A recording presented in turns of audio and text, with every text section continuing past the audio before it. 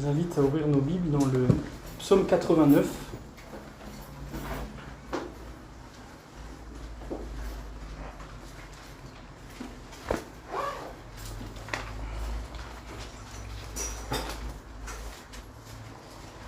Versets 1 à 38, psaume 89. Cantique d'Éthan, l'Ezrakhite. Je chanterai toujours les bontés de l'Éternel. Ma bouche fera connaître ta fidélité de génération en génération. Oui, je le dis, la bonté est édifiée pour toujours, tu fondes ta fidélité dans le ciel. J'ai fait alliance avec celui que j'ai choisi, j'ai fait ce serment à mon serviteur David. J'affermirai ta descendance pour toujours et j'établirai ton trône pour l'éternité. Le ciel célèbre tes merveilles éternelles et ta fidélité dans l'assemblée des saints. En effet, qui dans le ciel peut se comparer à l'Éternel? Qui est semblable à toi parmi les fils de Dieu? Dieu est redoutable dans la grande assemblée des saints, il est terrible pour tous ceux qui l'entourent. Éternel Dieu de l'univers qui est puissant comme toi, Éternel, ta fidélité t'environne. C'est toi qui maîtrises l'orgueil de la mer, quand ses vagues se soulèvent, c'est toi qui les calmes. Tu as écrasé l'Égypte, tu l'as transpercée, tu as dispersé tes ennemis par la puissance de ton bras. C'est à toi qu'appartient le ciel, à toi aussi la terre. C'est toi qui as fondé le monde et ce qu'il contient. Tu as créé le nord et le sud, le Tabor et l'Hermon acclament ton nom. Ton bras est puissant, ta main forte, ta droite élevée. La justice et le droit forment la base de ton trône. La bonté et la vérité sont devant toi. Heureux le peuple qui s'est acclamé. Il marche à ta lumière éternelle. Il se réjouit sans cesse à cause de ton nom et tire gloire de ta justice. Car c'est toi qui fais sa beauté et sa puissance. C'est ta faveur qui relève notre force. Notre protecteur est à l'Éternel. Notre roi appartient au Saint d'Israël.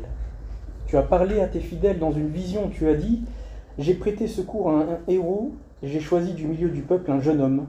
J'ai trouvé mon serviteur David. Je l'ai désigné par onction avec mon huile sainte. Ma main le soutiendra et mon bras le fortifiera. L'ennemi ne pourra pas le tromper, ni le méchant l'opprimer. J'écraserai ses adversaires devant lui, et je frapperai ceux qui le détestent. Ma fidélité et ma bonté l'accompagneront, et sa force grandira par mon nom. J'étendrai sa domination sur la mer, et son pouvoir sur les fleuves. Lui-même fera appel à moi. Tu es mon Père, mon Dieu, et le rocher de mon salut. Et moi je ferai de lui le premier-né, le plus haut placé des rois de la terre. Je lui conserverai toujours ma bonté, et mon alliance lui sera assurée. Je lui donnerai une descendance éternelle, et son trône durera autant que le ciel. Si ses fils abandonnent ma loi et ne marchent pas suivant mes règles, s'ils violent mes prescriptions et ne respectent pas mes commandements, je punirai leur transgression avec le bâton et leur faute par des coups. Mais je ne lui retirerai pas ma bonté, et je ne trahirai pas ma fidélité. Je ne violerai pas mon alliance, et je ne changerai pas ce qui est sorti de mes lèvres. J'ai prêté une fois serment par ma sainteté, je ne mentirai pas à David. Sa descendance subsistera toujours. Son trône sera pareil au soleil devant moi, comme la lune. Il sera établi éternellement. Le témoin qui est dans le ciel est fidèle. Et pourtant, tu as rejeté, tu as repoussé celui que tu avais désigné par onction. Tu t'es irrité contre lui. Et j'arrête ici notre lecture. Et nous lirons la fin du psaume à la fin du message. Jusqu'ici la parole de Dieu. Il y a la fin du mois de mai, je vous avais proposé une introduction sur le livre des psaumes. Et on avait vu la structure du psautier et aussi l'usage des psaumes dans l'histoire de l'Église, et notamment dans le culte. Et je vous propose la deuxième partie de cette introduction, en parlant cette fois-ci du contenu des psaumes. Quelle est la théologie des psaumes? Quel est le message des psaumes? C'est une question qui a fait couler, pas beaucoup, mais un peu d'encre, de savoir si les psaumes donnent un enseignement fondamental. Et c'est difficile de donner un seul enseignement qu'apporteraient les psaumes, parce que chaque psaume est unique, chaque psaume apporte un enseignement propre. Et donc c'est un peu difficile de dire voilà l'enseignement des psaumes. Cependant, certains ont essayé de regarder s'il y a une structure, des thèmes récurrents dans le psautier.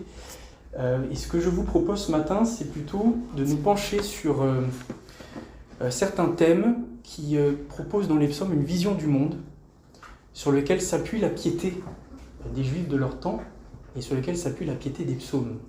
Une vision du monde qui est fondée par l'alliance entre Dieu et la maison de David, qui est marquée aussi par l'opposition des nations et par le règne de Dieu. Et donc je pense qu'en prenant ces trois thèmes, la royauté de David, l'opposition des nations, le règne de Dieu, on trouve là la vision du monde que proposent les psaumes et qui amène les Israélites à attendre le fils de David, qui est Jésus-Christ. Donc nous allons faire un petit voyage ce matin dans les psaumes. Alors, l'alliance avec David, on la trouve dans 2 Samuel 7, et on l'a lu ce matin, elle est répétée dans le psaume 89. Dieu a promis plusieurs choses à David. Dieu a fait d'abord avec le peuple une alliance au Sinaï, il a donné la Torah, et le signe de cette alliance, c'est la circoncision et le sabbat. Mais ensuite, dans l'histoire d'Israël, il a fait une alliance, non pas avec le peuple, mais avec David lui-même et avec sa maison. Et donc il lui promet plusieurs choses. D'abord, il lui dit que sa maison subsistera pour toujours, ça veut dire sa famille. Il lui fait une promesse sur sa descendance régnera, sa descendance sera élevée au-dessus de tous les peuples, et sa descendance aura une relation avec Dieu de père à fils, comme un fils avec son père. Ça, c'est ce qu'il promet à David. Il lui fait une promesse sur son trône, en lui disant que son trône sera éternel. Et il lui fait une promesse sur sa grâce, en disant qu'il ne retirera pas sa grâce à ses descendants. Voilà les promesses de l'alliance davidique que Dieu a fait avec David. Et cette alliance se retrouve très peu dans le reste de la Bible, sauf dans les psaumes. C'est peut-être le seul endroit où l'alliance avec David est récurrente. Elle est discrète dans le reste de la Bible, on la retrouve pas tellement. Et par exemple, psaume 18, verset 51, il accorde de grandes délivrances à son roi, il agit avec bonté envers celui qu'il a désigné par onction envers David et sa descendance pour toujours. Psaume 89, on vient de le lire, il rappelle l'alliance avec David. Le psaume 132 est entier consacré à décrire cette alliance entre Dieu et David. Donc c'est un thème fondamental des psaumes. C'est un thème fondamental des psaumes et il y a une figure qui va émerger dans les psaumes qui est la figure d'un roi d'Israël qui est descendant de David. Et cette figure, on va la retrouver dans une série de psaumes, de 11 psaumes qu'on appelle les psaumes royaux et qui vont travailler cette figure sous différents angles. Donc il y a le psaume 2 qu'on connaît bien avec l'oracle des nations, le psaume 18, le psaume 20, 21, le psaume 45 qu'on a lu la semaine dernière, tu es le plus beau des fils de l'homme, psaume 72 qui est un psaume de Salomon, psaume 89 qu'on vient de lire, le psaume 101, le psaume 110, tu es prêtre à toujours à la manière de Melchisédek, psaume 132, psaume 144, donc 11 psaumes.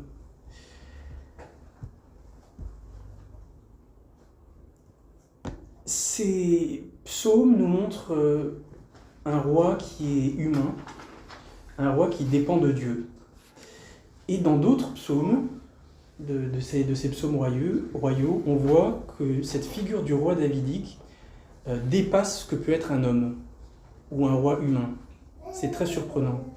Et donc au verset 2, il dit aux nations, « Rendez hommage au Fils, de peur qu'il ne s'irrite. » De quel roi on dit ça? Et il dit ensuite, « Heureux tous ceux qui se confient en lui. » On ne peut pas dire ça d'un homme. Comme si ce roi prenait dans le peuple presque la place de Dieu. Au psaume 72, verset 11, il est dit que toutes les nations le serviront et tous les rois se prosterneront devant lui. De quel roi peut-on dire ça? Et puis Salomon rajoute dans le psaume 70 que son nom subsiste à toujours, qu'il se perpétue aussi longtemps que le soleil. Donc dans les psaumes, on voit que cette figure du roi descendant de David, elle est un peu augmentée, idéalisée, comme si il y avait quelque chose d'autre quelque chose d'autre.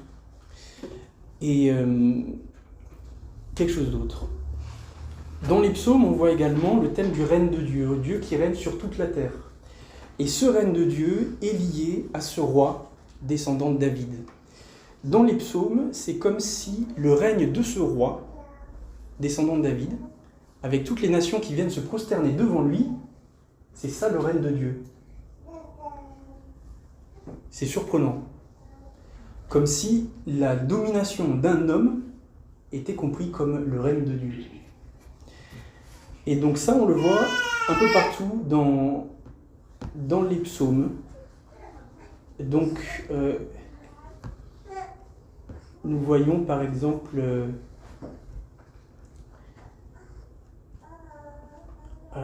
j'ai sauté un morceau. Mais on voit qu'en fait, le règne de cet homme-là instaure le règne de Dieu. Et donc, par exemple, on a le psaume 60 et 108, qui sont les mêmes, qui sont quasiment identiques, qui parlent de la manière dont ce roi domine sur les nations qui sont autour. Alors je lis le psaume 60. Dieu a dit dans sa sainteté, je triompherai, je partagerai Sichem, je mesurerai la vallée de Sukkot. Galaad est à moi, Manassé est à moi, Éphraïm est le casque de ma tête, et Juda mon sceptre. Moab est le bassin où je me lave. Je jette ma sandale sur Édom. C'est pas très sympa pour Édom. Pays des Philistins pousse des cris contre moi. Qui me mènera dans la ville fortifiée? Qui me conduira jusqu'en Édom? N'est-ce pas toi, ô Dieu, qui nous avait repoussés et qui ne sortait plus? Ô Dieu, avec nos armées, viens nous aider contre notre adversaire. Donc, si vous avez ces Bibles-là, vous pouvez voir que dans les 4 premières pages, il y a une carte d'Israël de l'époque. Je ne peux pas la projeter, mais je compte sur votre mémoire. Donc on voit Israël et les petites nations qui l'entourent, donc Ammon, Moab, Édom, les Philistins. Ici, il y a la ville de Tyr, qui est phénicienne, Damas, Sidon. Et ça, ce sont les villes qu'on retrouve dans les psaumes. C'est un peu comme si, dans les psaumes, on voit la situation politique du peuple d'Israël avec cette domination sur les peuples autour. Et que David et Salomon, par leur conquête, en fait, assuraient le règne de Dieu dans la région en dominant ces nations. C'est ça ce que dit les psaumes, en fait. C'est de ça qu'ils parlent.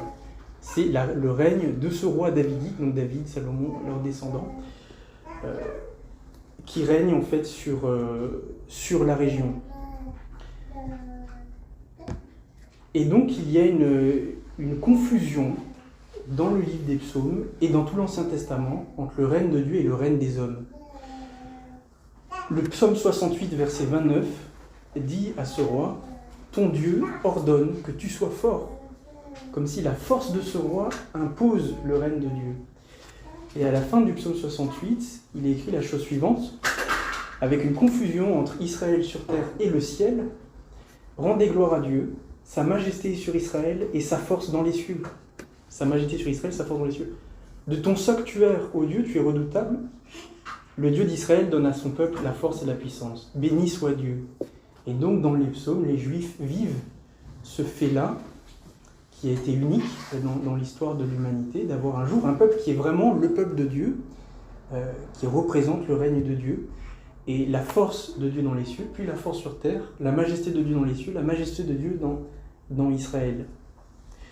Psaume 108 dit « Élève-toi sur les cieux, ô Dieu, que ta gloire remplisse la terre. » Que ta gloire remplisse la terre. Alors nous, on pense tout de suite à sa gloire, au sens spirituel où nous, on l'entend, mais dans le psaume, il le comprenait comme le fait que Dieu exerce ses jugements par l'intermédiaire d'Israël sur les nations. Puisque la suite du texte nous dit « Pour que tes bien-aimés soient délivrés, sauve par ta droite, exauce-nous. » Dieu a dit dans sa sainteté « Je triompherai, je partagerai Sichem. » Et au verset 14 « Avec Dieu, nous ferons des exploits, il écrasera nos ennemis. » C'est aussi dans ce sens-là que David dit « Je te loue au milieu des nations ». Quand il dit, psaume 108, « Je réveillai mon luth et ma harpe, je réveillerai l'aurore. Je te louerai parmi les peuples éternels, je te chanterai parmi les nations.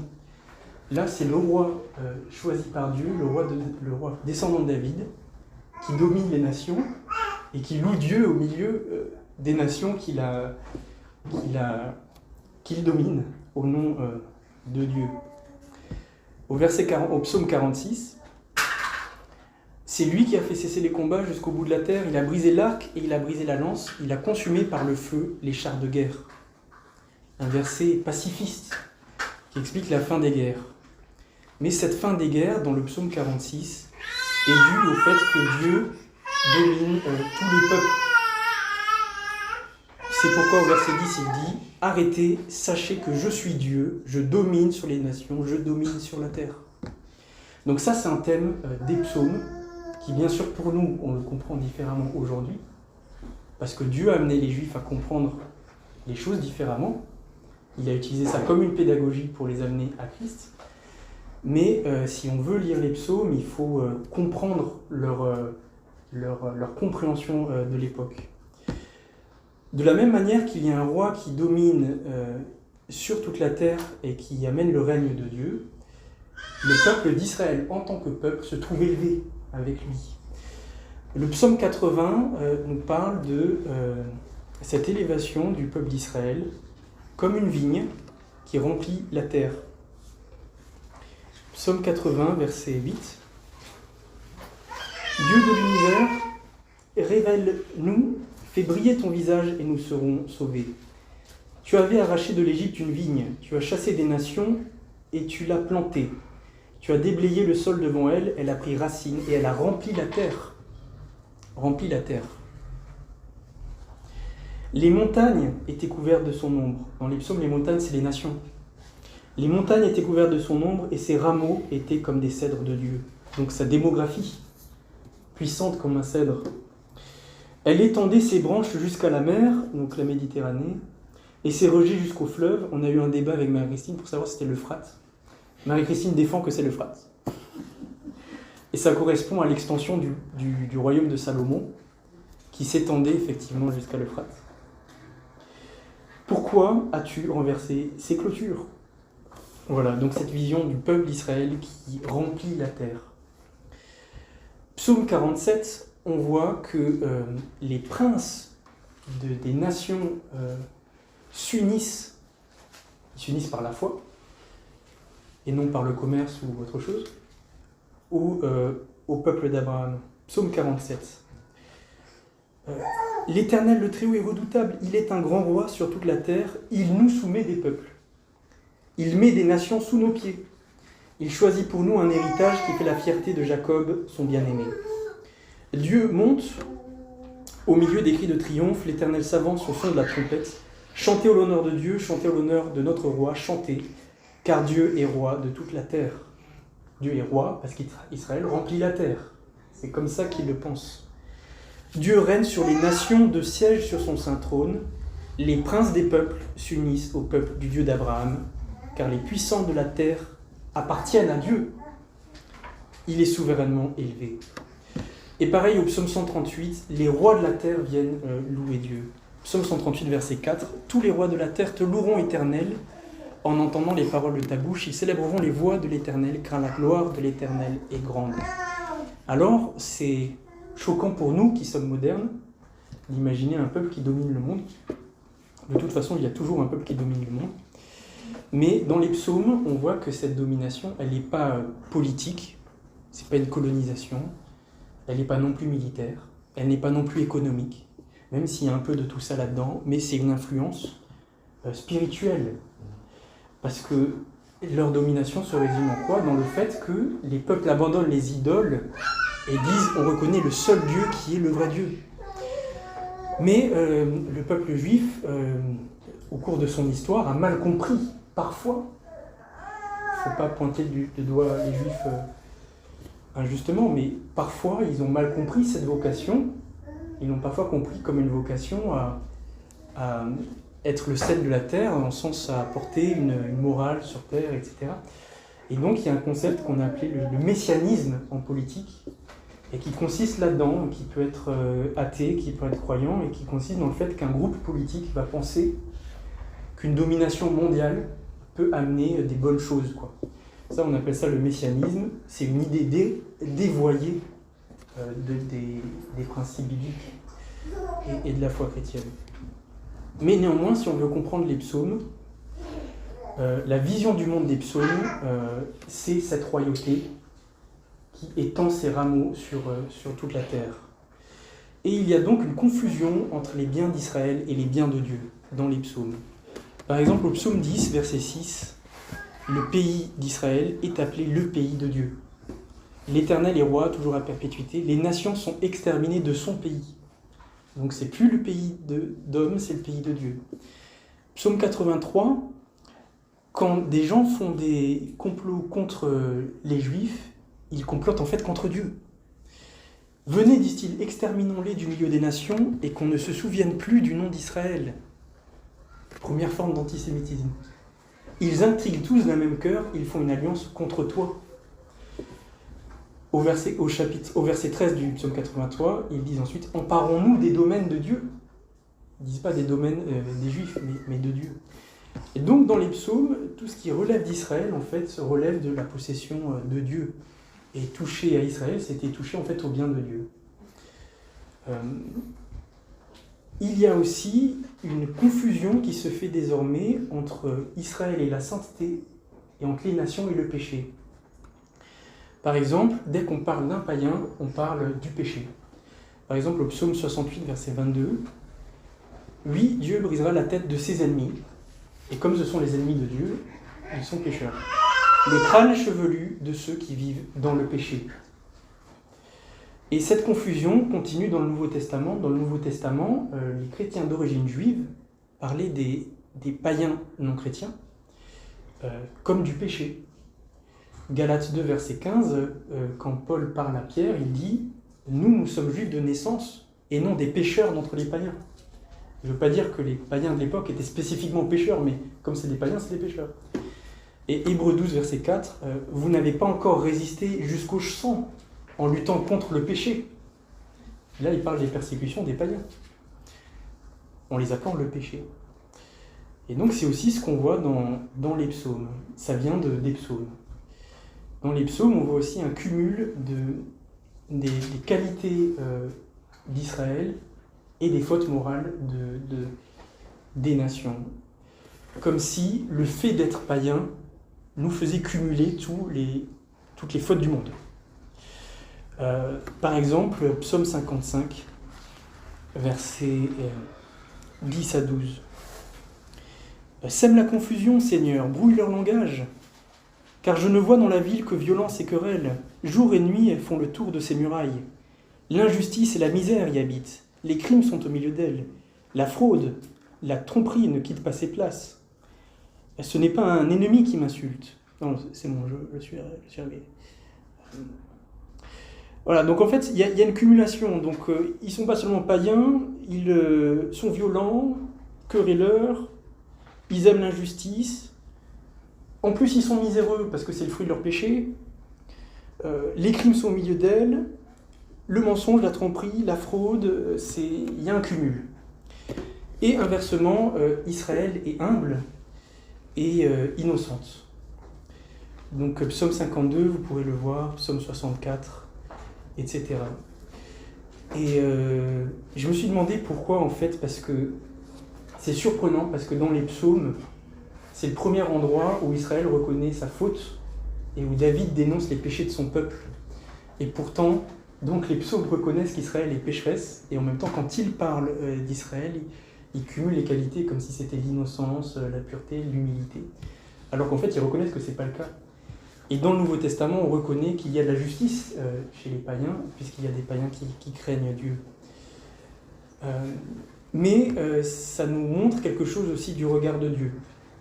Israël étant sous la grâce, avec bénéficiaire de l'alliance, à cause de sa grâce, Dieu voit surtout ses vertus. Et les païens étant dans un système idolâtre, pécheur, opposés à Dieu, Dieu voit surtout le péché, même s'il y a du bon en eux, puisque Dieu maintient quand même de la bonté en eux. Et c'est un peu la même chose pour l'Église aujourd'hui. Nous savons que nous sommes pécheurs, mais le Seigneur choisi de nous regarder avec un regard de grâce parce que nous sommes dans l'Alliance. Donc cette domination d'Israël par son roi qui est Ouin, le roi Ouin qui a reçu l'onction, a donné le mot Messie, se trouve à la fois à la tête des nations, mais à la fois disputé dans sa domination et haï parce qu'elle porte le nom de Dieu. Et donc il y a une opposition continuelle contre Israël. Non pas parce qu'il dominerait, puisque les psaumes nous montrent qu'en fait il ne domine pas, puisqu'ils sont sans cesse en train d'implorer le nom de Dieu, mais parce qu'il représente Dieu. Et je vous laisse imaginer ce que ça ferait si aujourd'hui, et on a connu ça dans l'histoire, un peuple disait soudainement « Nous sommes le peuple élu, et notre vocation est de dominer la terre ». Alors les Allemands, avant la Seconde Guerre mondiale, ont dit « Nous sommes une race supérieure, et nos besoins vitaux, c'est de prendre l'Europe centrale, et nos besoins vitaux sont supérieurs, prioritaires aux besoins des autres peuples. » Alors quand ils ont dit ça, toutes les nations du monde ont dit « On va regarder un peu ce qu'ils font ». Comment ils dépensent leur argent, parce que ça craint un peu. Et les Japonais avaient fait ça aussi, ils pensaient qu'ils étaient les fils du ciel, et ils ont colonisé toute l'Asie du Nord-Est, et jusqu'à aujourd'hui les peuples d'Asie les haïssent pour ça. N'imaginons pas que ce que Dieu avait donné à Israël c'était privé, c'était public. Cette revendication d'être le seul peuple de Dieu était publique, et les peuples le savaient. Et les peuples entiers de toute la terre étaient idolâtres. Donc ils étaient dans des systèmes où l'idolâtrie était combinée avec un système politique. Et eux disaient non, tous ces dieux sont des faux dieux, il n'y a qu'un seul Dieu, c'est le nôtre, et il n'y a qu'un seul endroit où on peut le prier, c'est à Jérusalem. Et ce Dieu va régner sur vous. Il y a de quoi être détesté.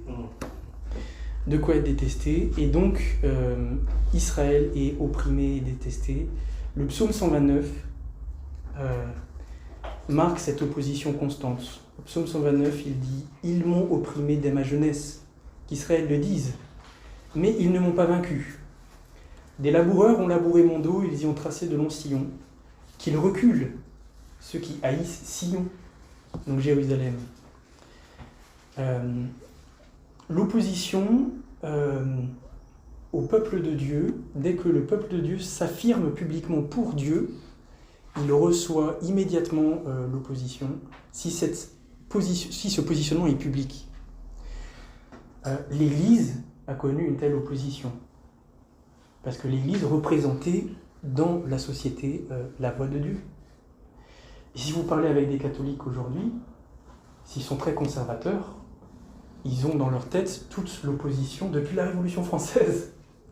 Ils nous qualifient, nous, protestants aussi, d'expression de cette opposition. Mais ils ont bien conscience. Et il y a une opposition chrétienne aujourd'hui. Vous savez que les actes anti-religieux les plus nombreux en France sont anti-chrétiens. Il y a presque une église par semaine qui brûle en France. Parce qu'il y a beaucoup d'églises en France. Vous savez, des chapelles catholiques qui ne sont pas toujours utilisées. Et nous ne le savons pas. Mais les catholiques le savent. Nous, en tant que protestants, nous avons vu les persécutions que nous avons subies au XVIe, XVIIe, XVIIIe siècle comme une opposition à cette Église. Mais aujourd'hui, on voit bien qu'il y a dans la société une haine du christianisme, comme si tout le monde avait le droit d'exister, mais le christianisme est illégitime, quelle que soit la confession.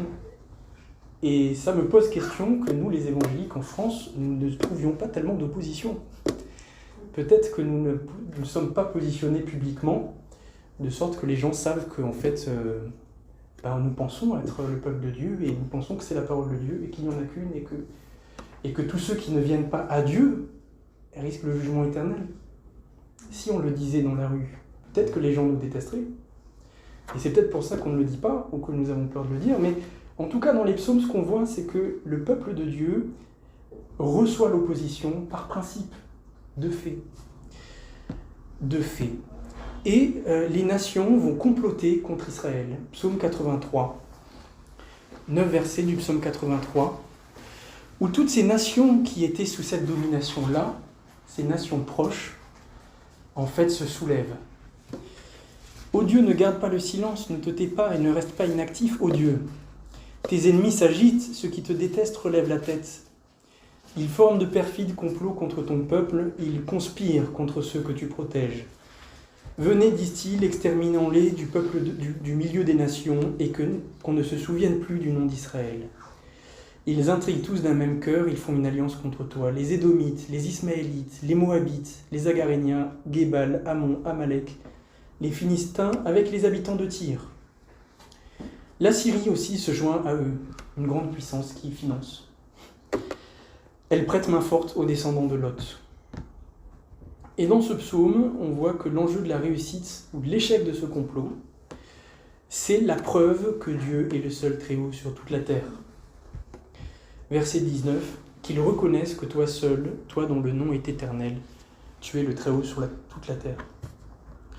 Donc dans les psaumes, c'est indispensable que Israël triomphe, parce que c'est la preuve que Dieu est réel, qu'il existe.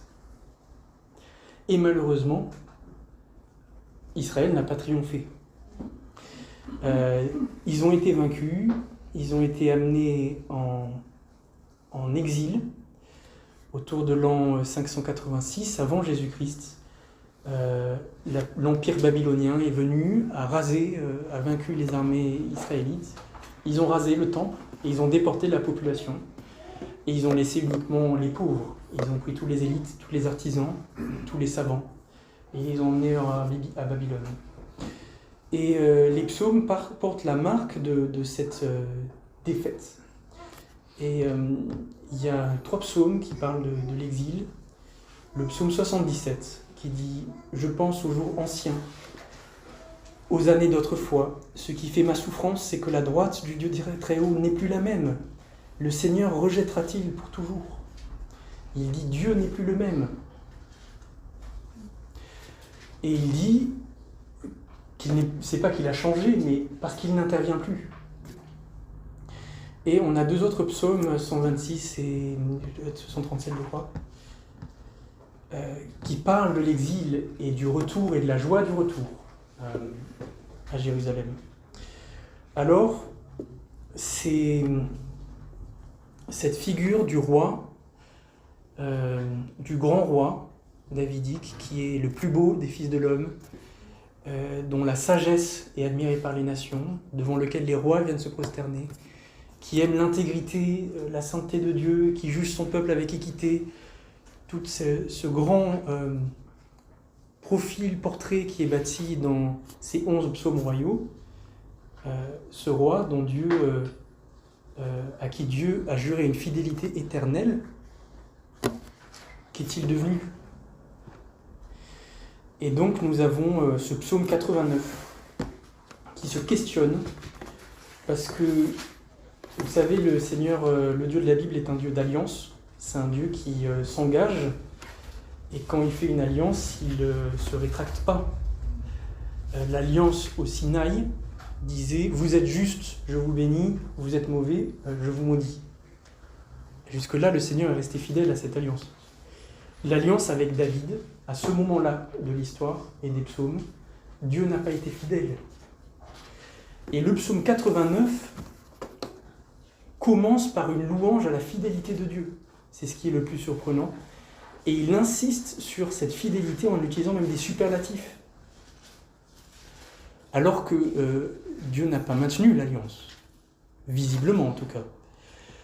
Ta bonté a des fondements éternels. Donc il dit que la bonté de Dieu, c'est pas juste quelque chose que Dieu fait, elle est éternelle. Tu établis ta fidélité dans les cieux. Il fait de la fidélité de Dieu un attribut de Dieu, quelque chose qui est dans sa nature. J'affermirai ta postérité pour toujours, j'établirai ton trône à perpétuité. Qui est puissant comme toi, Éternel? Ta fidélité t'environne. Je lui conserverai toujours ma bonté, mon alliance lui sera fidèle. Il insiste. Je rendrai sa postérité éternelle, son trône comme le jour des cieux. Je ne lui retirerai pas ma bonté, je ne trahirai pas ma fidélité. Je ne violerai pas mon alliance. Je ne changerai pas ce qui est sorti de mes lèvres. J'ai juré une fois par ma sainteté, Est-ce que je mentirai à David? Sa postérité durera toujours, son trône devant moi sera comme le soleil, comme la lune. Il aura une durée éternelle. Apothéose, le témoin qui est dans le ciel est fidèle. Pourtant, verset 39, tu as rejeté, et nous allons lire la fin du psaume.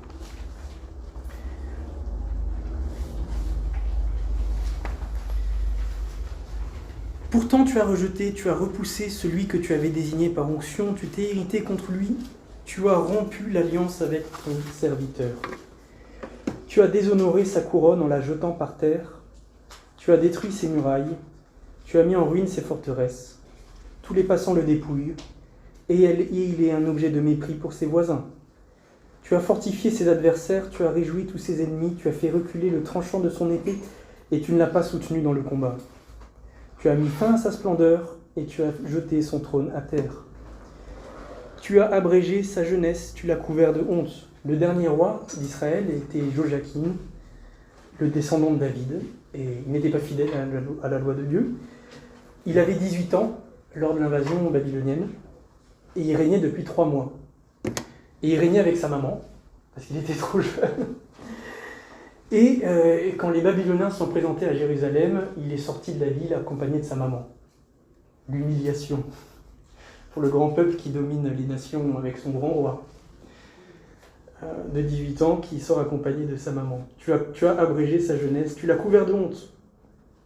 Jusqu'à quand, Éternel, resteras-tu caché? Jusqu'à quand ta fureur brûlera-t-elle comme le feu? Rappelle-toi quelle est la durée de ma vie et pour quel néant tu as créé les hommes. Quel homme peut vivre sans voir la mort? Là, il parle du roi humain qui forcément meurt. Quelle est cette promesse, cette alliance, alors que le roi forcément mourra? Quel homme peut voir la mort? Peut vivre sans voir la mort? Qui peut sauver son âme du séjour des morts? Où sont, Seigneur, tes bontés d'autrefois, celles que dans ta fidélité tu avais promises par serment à David? Souviens-toi, Seigneur, de la honte de tes serviteurs. Souviens-toi que j'ai la charge de tous ces peuples nombreux, encore les nations. Souviens-toi des insultes de tes ennemis, Éternel, de leurs insultes contre les pas de celui que tu as désigné par onction. Béni soit éternellement l'Éternel. Amen, amen. Voilà comment finit ce psaume. Et ce psaume est une réaction formidable du psalmiste à la fin de la royauté davidique. Pour 2 raisons. D'abord parce qu'il est témoin de la fin de la royauté davidique, ce qui n'est pas compréhensible pour un juif de l'Ancien Testament. Ça voudrait dire que Dieu n'existe pas, et que tout ce qu'il a dit dans sa parole est néant. Ce n'est pas compréhensible. Et pourtant, il s'autodiscipline en disant « Je vais louer la fidélité de l'Éternel ». Et il va la louer dans des termes qui vont au-delà de ce qui s'est dit auparavant.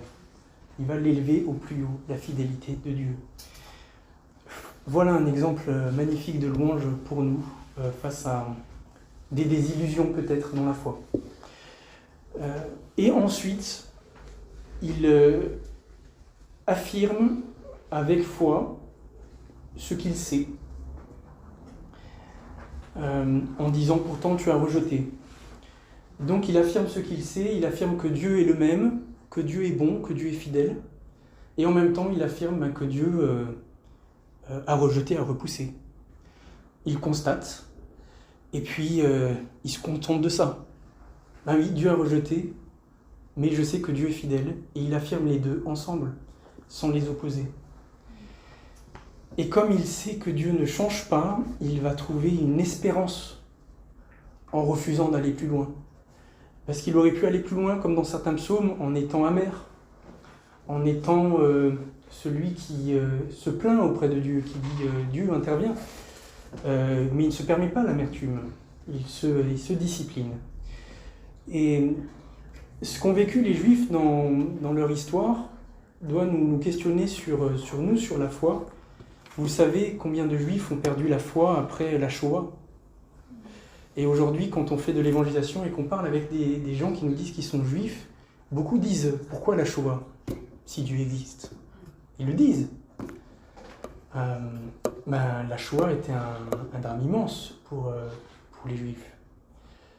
Ce qui s'est passé à cette époque est pire que la Shoah, parce que Dieu avait un engagement par alliance. Il s'est engagé textuellement par la parole de ses prophètes. Combien de chrétiens aussi désespèrent ou perdent la foi quand ils vivent un drame personnel. Et souvent, quand il y a autour de soi, dans l'entourage, l'expérience de la mort. Pourtant, Dieu n'a jamais promis qu'on sera exempt de la mort.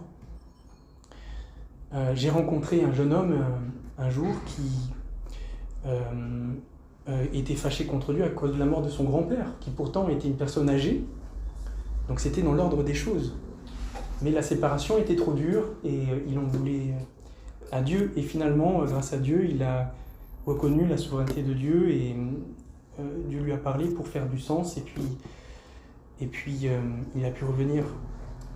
Mais ce qu'ont vécu les Juifs à l'époque était pire que ça, parce que c'était tout ce qui fondait la parole de Dieu qui était remis en question. Et beaucoup ont sûrement perdu la foi. Mais le psalmiste ici ne la perd pas, parce qu'il dit « je connais Dieu, Dieu, je vois les faits, d'accord, je ne comprends pas, mais je continue d'implorer Dieu, parce que je sais qu'il est fidèle. » Et donc là, il a une espérance en Dieu, et non pas en le roi davidique.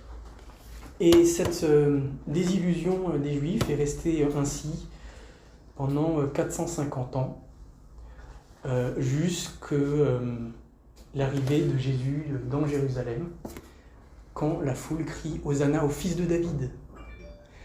Ça veut dire que les psaumes ont tellement enraciné l'image du fils de David que les Juifs, pendant 450 ans, ont continué à espérer en ce fils de David-là. C'était l'objet de leur espérance. Même s'ils voyaient dans les faits que l'alliance davidique avait été rompue.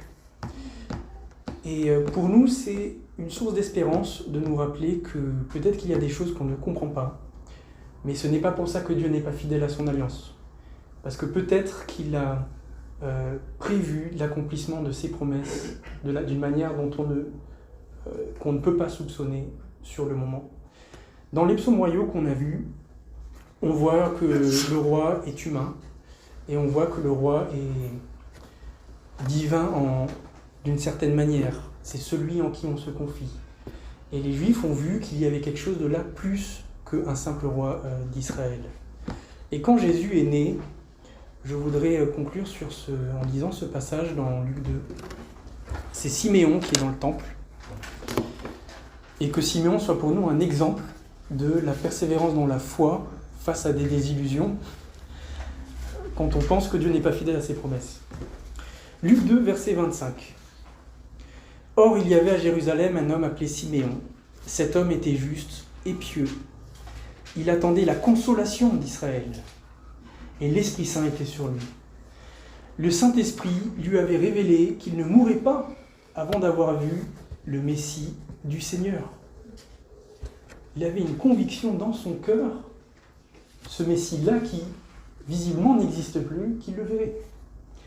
Il vint au temple, poussé par l'Esprit, et quand les parents amenèrent le petit enfant Jésus pour accomplir à son sujet ce que prescrivait la loi, il le prit dans ses bras, bénit Dieu, et dit : « Maintenant, Seigneur, tu laisses ton serviteur s'en aller en paix, conformément à ta promesse, car mes yeux ont vu ton salut.